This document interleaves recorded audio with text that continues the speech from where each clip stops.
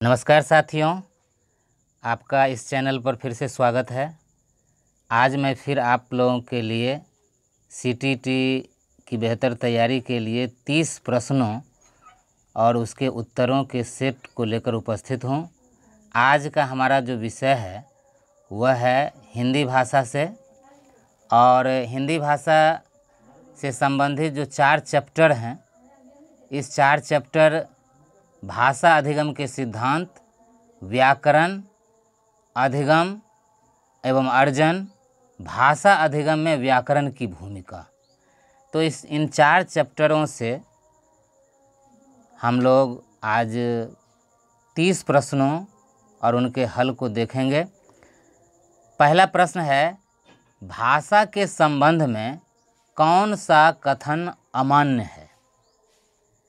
ए है, इसके द्वारा हम अपने विचारों का संप्रेषण करते हैं।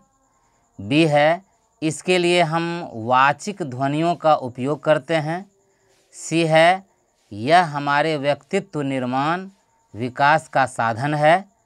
और डी है, भाषा के बगैर भी मनुष्य अपने इतिहास और परंपरा से अविच्छिन्न है। तो इसका जो सही जवाब है उसको हम लोग देखेंगे। इसका सही जवाब जो है वह डी है, और डी में हम टिक लगा देंगे। भाषा के बगैर भी मनुष्य अपने इतिहास और परंपरा से अविच्छिन्न है। यह कथन अमान्य है क्योंकि भाषा के बगैर मानव के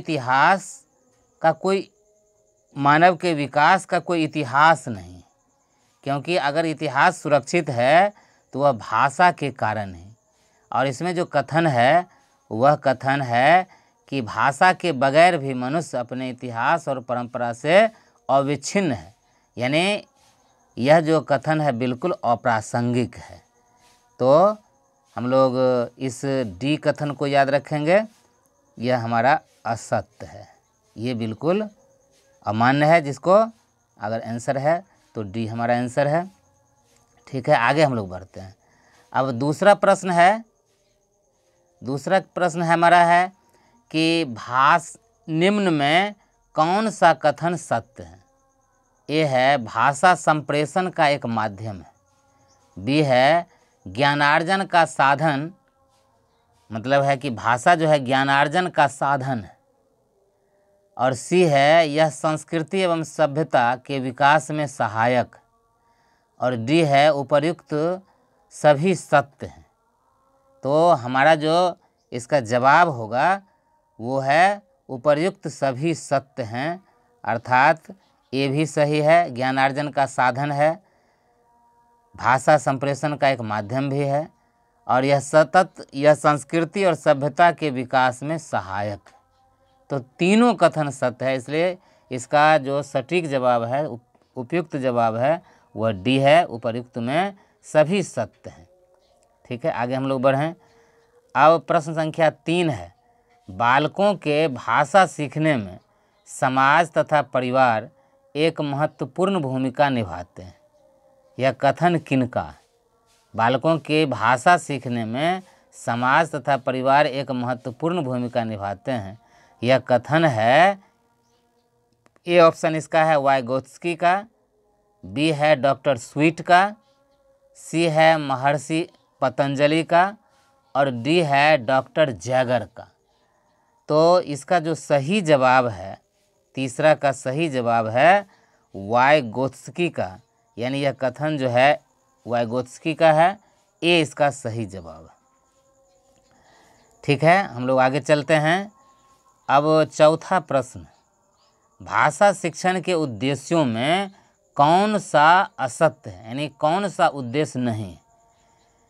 ए है, सहज अभिव्यक्ति की क्षमता। बी है, सृजनात्मकता का विकास। सी है, बिना समझे हुए पठन की योग्यता का विकास। और डी है, वक्ता के कथन को समझने की योग्यता का विकास। यानी चौथा जो प्रश्न है, भाषा के शिक्षण के उद्देश्य में कौन सा कथन सही नहीं है, कौन सा कथन असत्य है? तो चौथा का सही जवाब होगा सी। सी है, क्या सी है? तो बिना समझे हुए पठन की योग्यता का विकास, यानी पढ़ने की योग्यता का विकास, जिसमें व्यक्ति बिना समझे हुए पढ़ता है। तो सी जो है यह मतलब एक इसका आंसर होगा, क्योंकि यह उद्देश्य नहीं है। भाषा शिक्षण का जो उद्देश्य है वह है कि मतलब समझते हुए पठन की योग्यता का विकास, और यहाँ है बिना समझे हुए पठन की योग्यता का विकास। तो इसमें सी जवाब सही हो जाएगा। चलिए आगे हम लोग चलें। अब हमारा जो प्रश्न है वो पाँचवा है। पाँचवा प्रश्न है, भाषा की कक्षा में एक विद्यार्थी को अपनी कल्पना और सृजनात्मकता विकसित करने के लिए पर्याप्त स्थान मिलना चाहिए। कथन है, ये कथन क्या है? ए है ऑप्शन में पूर्णतः सत्य है, बी है पूर्णतः असत्य है, सी है आंशिक सत्य है, और डी है कोई सही नहीं है। यानी भाषा की कक्षा में एक विद्यार्थी को अपनी कल्पना और सृजनात्मकता विकसित करने के लिए पर्याप्त स्थान मिलना चाहिए। यह जो कथन है ये किस प्रकार का कथन है? पूर्णतः सत्य है या पूर्णतः सत्य है, आंशिक सत्य है या कोई सही? तो ये पूर्णतः सत्य है। 5 का सही जवाब ए हो जाएगा। यह हमारा पूर्णतः सत्य है, तो ए सही जवाब है। चलिए आगे हम लोग बढ़ते हैं। छठा सवाल है, शैशवावस्था में बच्चे शब्द सीखते हैं तो किसी मूर्त वस्तु से जोड़कर उन्हें शब्दों का ज्ञान मिलता है। जैसे कलम कहने के साथ उन्हें कलम दिया जाता है। यह भाषा शिक्षण के किस सिद्धांत को प्रदर्शित करता है? यानी शैशवावस्था में जो बच्चे होते हैं वे जो शब्द सीखते हैं तो वो जो सीखते हैं किसी मूर्त वस्तु से। जैसे मान लीजिए कि हमने कलम कहा और बच्चे के हाथ में कलम दिया, तो बच्चे ये समझ जाते हैं कि जो कहा गया है वही यह वस्तु है। तो इस तरह से अगर मान लीजिए हम कुर्सी कहते हैं और कुर्सी हम सामने दिखाते हैं तो बच्चा कुर्सी जो मूर्त है उसका समन्वय अमूर्त से करता है। तो इस तरह से बच्चों में भाषा का ज्ञान होता है। तो यह भाषा शिक्षण के किस सिद्धांत को प्रदर्शित करता है? पहला है, ए है अनुकरण का सिद्धांत, बी है अनुबंधन का सिद्धांत, सी है अभ्यास का सिद्धांत, और डी है आवृत्ति का सिद्धांत। तो छठा का जो है सही जवाब हो जाएगा बी, अनुबंधन का सिद्धांत। यानी बच्चे जो है भाषा सीखते हैं तो वे मतलब शब्द का उस वस्तु से संबंध स्थापित करके सीखते हैं। इसको कहते हैं अनुबंधन का सिद्धांत। तो इसका सही जवाब बी हो जाएगा। चलिए आगे बढ़ते हैं। अब 7वां प्रश्न है, यदि बालक के समाज या परिवार में प्रयुक्त भाषा में कोई दोष हो तो उस बालक की भाषा में भी दोष परिलक्षित होता है। भाषा शिक्षण के किस सिद्धांत से यह संबंधित है? यानी ए है इसका ऑप्शन साहचर्य का सिद्धांत, बी है चयन का सिद्धांत, सी है पुनर्बलन का सिद्धांत, और डी है अनुकरण का सिद्धांत। तो ये जो है इसका सही जवाब हो जाएगा 7वां का डी, अनुकरण का सिद्धांत। यानी बच्चे जो है उसको अनुकरण करके सीखते हैं। अनुकरण का जो सिद्धांत है उसका वो जो है प्रतिपालन वहाँ यहाँ हो रहा है। तो मतलब जैसे परिवार है और उसमें अगर कोई बड़े हैं जो अगर मान लीजिए कि सही उच्चारण नहीं करते हैं, माता पिता चाचा या कोई भी, तो सही उच्चारण किसी शब्द का नहीं करते हैं, तो उस बच्चे में भी यह देखा जाता है कि उस शब्द का सही उच्चारण वो नहीं कर पाता है। क्योंकि बच्चे जो भाषा सीखते हैं किसी न किसी से अनुकरण करके ही सीखते हैं। तो इस तरह से अनुकरण का सिद्धांत का ये पालन होता है। अब 8वां प्रश्न है, भाषा शिक्षण के अभिप्रेरणा एवं रुचि के सिद्धांत के अनुसार कौन सा विकल्प सही है?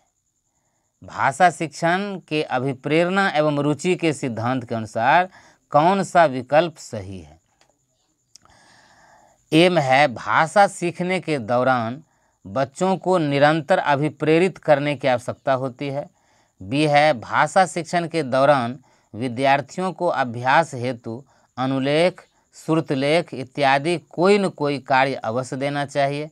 सी है सीखी हुई बातों को बार बार दोहराए जाने से भाषा शिक्षण समृद्ध होगा। और डी है शब्दों और वस्तुओं के बीच संबंध स्थापित होने से भाषा शिक्षण आसान होता है। यानी कहने का आशय है कि अभिप्रेरणा एवं रुचि का जो सिद्धांत है उनके अनुसार क्या सही है, क्या विकल्प सही है। तो ए सही इसका जवाब है 8 का ए है। क्या है ए? तो भाषा सीखने के दौरान बच्चों का निरंतर अभिप्रेरित मानी बच्चों को निरंतर अभिप्रेरित करने की आवश्यकता होती है। प्रेरित करते हैं तो बच्चे भाषा सीखते हैं। यही शिक्षण के अभिप्रेरणा एवं रुचि का सिद्धांत है। ठीक है, अब हम आगे चलते हैं 9वां प्रश्न की ओर। 9वां है भाषा कौशल मुख्य रूप से कितने प्रकार का होता है? भाषा कौशल तो ए ऑप्शन है 2, बी है 3, सी है 4 और डी है 5। तो इसका सही जो जवाब होगा वो भाषा कौशल मुख्य रूप से 4 प्रकार के होते हैं। सी इसका सही जवाब होगा। अब 4 जो प्रकार हैं क्या हैं आप जानते हैं। सु, बो, प, ली। इसको संक्षेप में याद रखते हैं। सु का मतलब सुनना, बो का मतलब बोलना, प का मतलब पढ़ना, ली का मतलब लिखना। सुनना, बोलना, पढ़ना और लिखना। सु, बो, प, ली याद रखेंगे। भाषा कौशल 4 प्रकार के होते हैं। सुनना, बोलना, पढ़ना और लिखना। ठीक है, तो इसका जो सही जवाब हो जाएगा वो 4 है। ठीक है, आगे चलते हैं। 10वां प्रश्न है भाषा कौशल का सही क्रम क्या है? ए में है सुनना, बोलना, पढ़ना, लिखना। बी है बोलना, सुनना, लिखना, पढ़ना। सी है लिखना, पढ़ना, सुनना, बोलना और डी है पढ़ना, लिखना, बोलना, सीखना। तो इस तरह से मतलब आप अगर देखेंगे इसको तो सु व पली की चर्चा अभी मैं कर चुका हूँ आपको। तो सु माने सुनना, बो माने बोलना, प माने पढ़ना और ली मीन्स लिखना। सु, बो, पली तो सुनना, बोलना, पढ़ना, लिखना। 10वां का ए ऑप्शन बिल्कुल सही है, इसलिए ए को हम लोग टिक लगा लिए। भाषा कौशल का सही क्रम यही है। 11वां प्रश्न है अलग अलग बच्चों में कमजोरी या खासियत अलग अलग होती है, इसका ध्यान रखकर शिक्षकों को भाषा शिक्षण करवाना चाहिए। इसमें किस सिद्धांत का अनुपालन हो रहा है? क्योंकि क्या होता है कि हर बच्चों में विशेषताएं अलग अलग होती हैं, कमजोरियां भी अलग अलग होती हैं। कुछ बच्चों की खासियत कुछ अलग होती है, कुछ बच्चों की कमजोरी कुछ अलग होती है। लेकिन शिक्षक उन सारे बच्चों की कमजोरियों को, खासियतों को जानते हुए और तब जो है भाषा शिक्षण की योजना बनाते हैं। तो इसमें किस सिद्धांत का अनुपालन हो रहा है, भाषा शिक्षण का किस सिद्धांत यहाँ प्रयुक्त हो रहा है? तो इसमें है ए ऑप्शन में जीवन समन्वय का सिद्धांत, बी है वैयक्तिक विभिन्नता का सिद्धांत, सी है बाल केंद्रिता का सिद्धांत और डी है निश्चित उद्देश्य एवं पाठ्य सामग्री का सिद्धांत। तो इसका जो 11वां है बी हो जाएगा। 11 का बी होगा वैयक्तिक भिन्नता का सिद्धांत। यानी वैयक्तिक रूप से हर बच्चे भिन्न होते हैं, इसका ध्यान शिक्षकों को रखना चाहिए। अगर यह ध्यान नहीं रख पाएंगे, सभी के लिए एक ही प्रकार की योजना बनाएंगे तो बच्चे सही ढंग से सीख नहीं पाएंगे। तो वैयक्तिक विभिन्नता का सिद्धांत उनको ध्यान में रखना चाहिए। चलिए 12वां प्रश्न है शिक्षक को शिक्षण कार्य में इतना अधिक आत्मविभोर नहीं होना चाहिए कि बालक विस्मृत हो जाए। भाषा शिक्षण के किस सिद्धांत की बात करता है? आप देखेंगे कभी कभी शिक्षक जो है वो कक्षा में इतने मशगूल हो जाते हैं कि उनको सारी चीज़ें याद रहती है, सिर्फ बच्चे ही याद नहीं रह जाते हैं। यानी बच्चा जो केंद्र में है वही सिद्धांत उनको याद नहीं रह जाता है। तो यह किस सिद्धांत की बात करता है? मातृभाषा शिक्षण का सिद्धांत, पुनर्वलन का सिद्धांत, बाल केंद्रिता का सिद्धांत, क्रियाशीलता का सिद्धांत। तो इसका जो सही जवाब है वो आप लोग भी जान गए होंगे, ये है बाल केंद्रिता का सिद्धांत, यानी सी इसका सही जवाब होगा। क्योंकि हर स्थिति में शिक्षक को ये समझना चाहिए कि हम चाहे जो भी योजना बना लें, जितनी अच्छी से अच्छी योजना बना लें, लेकिन बच्चे ही सीख नहीं पाएंगे, बच्चों का विकास ही सही ढंग से नहीं हो पाएगा, तो उनकी सारी योजनाएं विफल हो जाएंगी। तो बालक जो है वो केंद्र में है और उसको ध्यान में रखकर उसे कभी विस्मृत हमें नहीं करना चाहिए। तो बाल केंद्रिता का सिद्धांत यह परिलक्षित कर रहा है। अब 13वां सवाल, भाषा शिक्षण के नियमों में कौन सा नियम असत्य है? तो इसमें असत्य जो नियम है उसको खोजना है। एम है मूर्त से अमूर्त की ओर। मूर्त से अमूर्त का मतलब होता है कि जैसे किसी वस्तु को दिखा करके हम उसके नाम की ओर ले जाते हैं। तो मूर्त का मतलब है भौतिक वस्तु, उसको हम देख सकते हैं। अमूर्त का मतलब है कि नाम, जैसे कुर्सी नाम है, उसको देखने, कुर्सी को हटा देंगे बच्चों के सामने से, सिर्फ बोलेंगे कुर्सी, तो ये अमूर्त हो गया। तो भाषा शिक्षण का जो नियम है वो मूर्त से अमूर्त की ओर। फिर है बी ऑप्शन है अमूर्त से मूर्त की ओर। सी है ज्ञात से अज्ञात की ओर। डी है अनिश्चित से निश्चित की ओर। आप देखेंगे तो इसमें 3 नियम सही हैं। कौन कौन से? तो मूर्त से अमूर्त की ओर ये भी सही है, ज्ञात से अज्ञात की ओर, यानी ज्ञात से अज्ञात का मतलब जो हम जैसे आम को जान रहे हैं, आम का पेड़ बच्चों को दिखाएंगे और उसको अज्ञात की ओर ले जाएंगे, मतलब है कि मतलब उसके बारे में, उसके गुण के बारे में, या उसके मतलब अन्य जो विशेषता है उसके बारे में हम उसको जानकारी देते हैं। तो ज्ञात से अज्ञात की ओर, अनिश्चित से निश्चित की ओर, यानी मतलब है कि ये जो नियम है भाषा सिद्धांत के, उसमें बी ऑप्शन जो है 13 का सही इसका जवाब हो जाएगा बी। ये भाषा शिक्षण का ये सिद्धांत नहीं है। अमूर्त से मूर्त नहीं होता है, मूर्त से अमूर्त हो सकता है।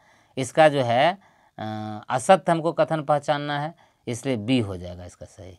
ठीक है, आगे चलते हैं। 14वां प्रश्न, भाषा शिक्षण के नियम से बालक को विशेष ज्ञान से सामान्य ज्ञान की ओर ले जाना चाहिए से संबंधित सही तथ्य का चुनाव करें।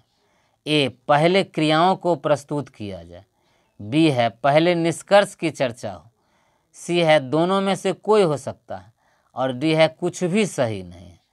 यानी आप इसको गौर से सुनेंगे, भाषा शिक्षण का जो नियम कहता है बालक को विशेष ज्ञान से सामान्य ज्ञान की ओर ले जाना चाहिए। तो इससे संबंधित जो सही कथन है उसमें क्या है, पहले क्रिया को प्रस्तुत किया जाए या पहले निष्कर्ष को प्रस्तुत किया जाए? तो आप देखेंगे इसका जो सही जवाब है वो है 14 का ए है, यानी पहले उसको क्रिया की ओर ले जाएं, क्रिया को प्रस्तुत करें, पहले उसमें को काम करवाएं, तब निष्कर्ष पर ले जाएं।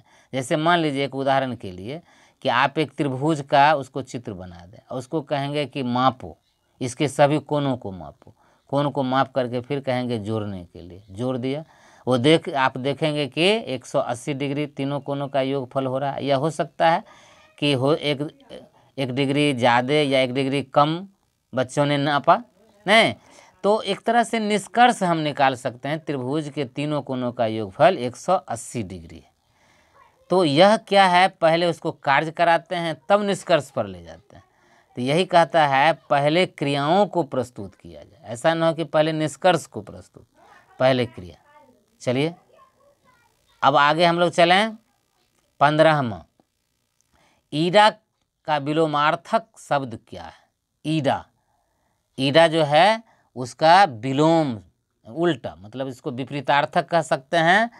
तो ईडा का विपरीतार्थक जो है वो क्या है? तो ईडा का मतलब होता है प्रशंसा करना। ईडा का मतलब आप समझ लें, ईडा का मतलब होता है प्रशंसा करना, और इसका विपरीतार्थक जो शब्द हो जाएगा वो है निंदा। 15 का सी हो जाएगा। ए में विलय है, बी में विनय है, सी में निंदा है और डी में निर्भय है। तो इसका सही जवाब हो जाएगा ईडा का विलोमार्थक हो जाएगा सी, यानी निंदा। हम लोग निंदा में टिक लगा दिए। अब 16वां प्रश्न है, पारावत का पर्यायवाची शब्द क्या है? पारावत का पर्यायवाची, यानी ए में है कबूतर, बी में तोता, सी में कौवा और डी में कोयल। तो आप जान लें पारावत का मतलब होता है, आप मतलब एक तरह से जान लें कि कबूतर को ही पारावत भी कहते हैं। तो पारावत का पर्यायवाची शब्द जो है वो कबूतर होगा। तो हम लोग ए में टिक लगा दिए, कबूतर। चलिए आगे बढ़ते हैं। 17वां प्रश्न। तो 17वां है, सब किस भाषा का उपसर्ग है? आप लोग जानते हैं उपसर्ग का मतलब जो ऐसा शब्दांश जो किसी शब्द से पहले लग करके उसके अर्थ को परिमार्जित करता है या उसके अर्थ में मतलब विशिष्टता लाता है, उसको उपसर्ग कहते हैं। तो सब जो है एक तरह से उपसर्ग है, लेकिन वो किस भाषा का उपसर्ग है? हिंदी का, संस्कृत का, सी में है अंग्रेजी का और डी में है फारसी का। तो आप लोग जानते हैं कि सब जो है जैसे सब डिवीज़न, तो आप जानते हैं डिवीज़न और सब डिवीज़न हैं। तो इस तरह से sub inspector, inspector, sub inspector. तो आप जान गए होंगे कि सब जो शब्द है वो किसका उपसर्ग है? तो इसका है अंग्रेजी भाषा का उपसर्ग है। सी इसका सही जवाब है। तो इसको याद रखेंगे। आगे हम लोग बढ़ते हैं। 18वां प्रश्न है, मक्खी चूस किस समास का उदाहरण है? मक्खी चूस किस समास का उदाहरण है? तो यहाँ पर ए में है द्विगु समास, बी में है द्वंद्व समास, सी में है कर्मधारय समास और डी में है बहुब्रीहि समास। तो आप जानते होंगे कि मक्खी चूस जो है, मक्खी को चूस ले, यानी अगर कोई भी व्यक्ति जो मक्खी को चूस ले वो मक्खी चूस नहीं होगा, उसका विशेष अर्थ ग्रहण हो जाता है, जिसका मतलब है कंजूस। तो बहुब्रीहि समास इसका सही ऑप्शन है डी, यानी सामान्य अर्थ को छोड़ करके जो विशेष अर्थ ग्रहण करता है उसको बहुब्रीहि समास कहते हैं। तो ये हो जाएगा डी। द्विगु में आप जानते हैं कि जो संख्यावाची शब्द है इसका पहला जो शब्द होता है, जैसे मतलब पंचाहार हो गया या जिसको हम दशानन कहते हैं, तो ये द्विगु समास। द्वंद्व में जैसे लोटा डोरी हैं, इस तरह से मतलब जो सामान्य अर्थ को छोड़ करके विशेष अर्थ ग्रहण करता है उसको बहुब्रीहि समास कहते हैं। तो ये हो जाएगा बहुब्रीहि समास, मक्खी चूस। अब आगे हम लोग चलते हैं। आतिशबाजी किस भाषा का शब्द है?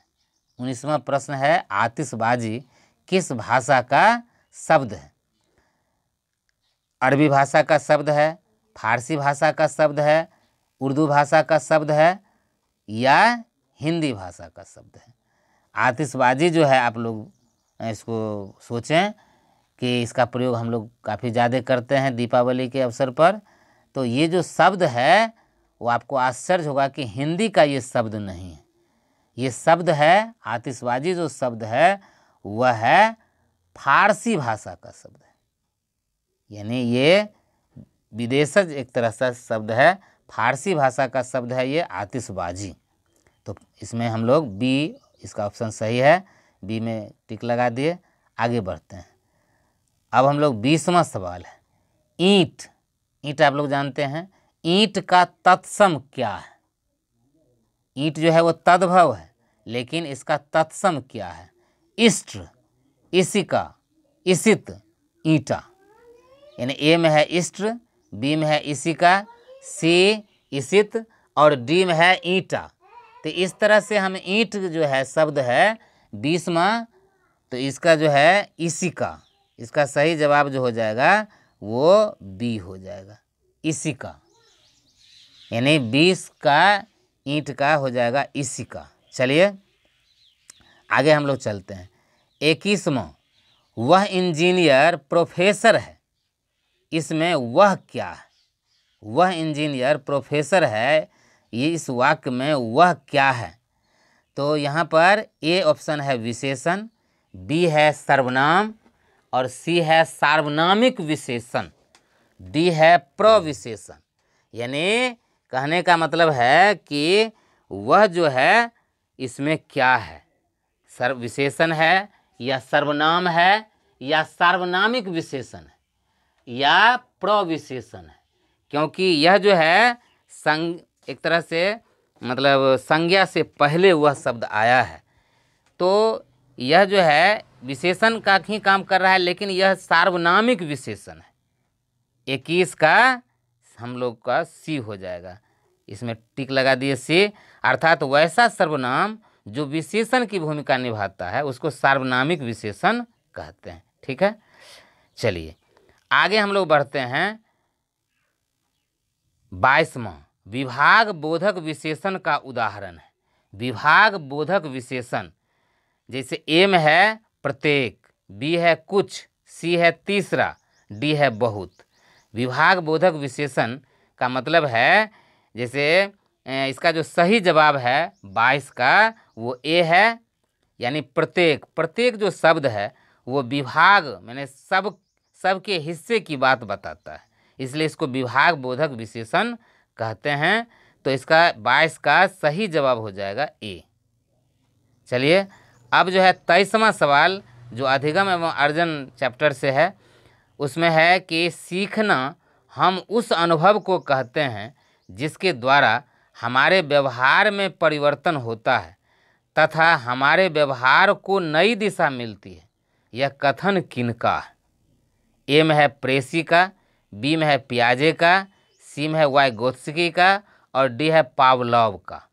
तो 23वां जो प्रश्न है वो इसका सही जवाब हो जाएगा, ये कथन जो है प्रेसी का कथन है। इसका ये प्रेसी का कथन है। सीखना हम उस अनुभव को कहते हैं जिसके द्वारा हमारे व्यवहार में परिवर्तन होता है और हमारे व्यवहार को नई दिशा मिलती है। यह कथन है प्रेसी का। ठीक है, अब 24वां प्रश्न है। 24वां प्रश्न है भाषा अधिगम और अर्जन को प्रभावित करने वाले कारकों में कौन सही नहीं है? ए है सामाजिक परिवेश, बी है भाषार्जन की इच्छा, सी है दैनिक जीवन के अनुभव और डी है खान पान और पहनावा। तो इसका जो सही जवाब है, इसमें कौन सा कारक सही नहीं है? तो सामाजिक परिवेश ये तो कारक है ही, भाषार्जन की इच्छा भी ये कारक है, दैनिक जीवन का अनुभव भी कारक है, लेकिन खान पान और पहनावा कारक नहीं है। तो इसका सही जवाब हो जाएगा डी, खान पान और पहनावा। चलिए आगे है 25वां सवाल। जन्म से 8 माह तक के बालकों का शब्द भंडार कितना होता है? ए में है 10 या 12 शब्द, बी है 272 शब्द, सी है 0 और डी है 450।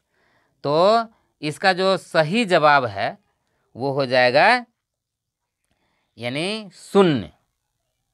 0 मतलब है कि जन्म से लेकर के 8 माह तक के बालकों का शब्द भंडार जो होता है वो 0 होता है। मतलब उनके पास सीखने की जो है मतलब एक तरह से बच्चा सीखना शुरू ही करते हैं, शब्द भंडार उनमें बहुत कम होता है।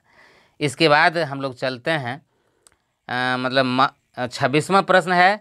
महर्षि पतंजलि ने व्याकरण को अपने महाभाष्य में डैश कहकर परिभाषित किया है। क्या कहकर के परिभाषित किया है? शब्दानुशासन कहकर के परिभाषित किया, अर्थानुशासन कहकर के परिभाषित किया, शब्द प्राशन कहकर के परिभाषित किया, अर्थ प्राशन कहकर परिभाषित किया। तो आप लोग जानते होंगे कि ये जो है उन्होंने कहा शब्दानुशासन। ये इसका सही जवाब है।